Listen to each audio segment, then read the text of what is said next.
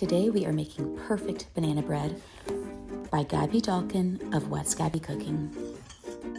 What drew me to this recipe, besides the beautiful ingredient list including dark brown sugar, sour cream, cinnamon, and of course bananas, was Gaby's description. She writes that she's been looking for years to make the perfect banana bread that is perfectly firm, doesn't collapse in the middle, and is packed with banana flavor. And honestly, don't we all want that in life? Is a perfect loaf of banana bread?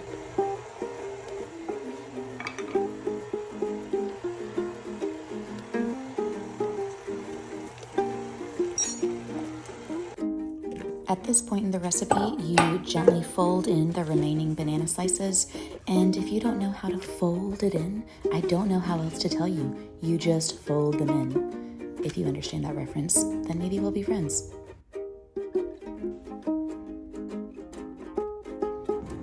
I baked mine in our Fontana oven at 350 degrees for approximately 1 hour, being sure to turn it halfway so that it was evenly cooked on both sides. And I'm so happy, it turned out so good.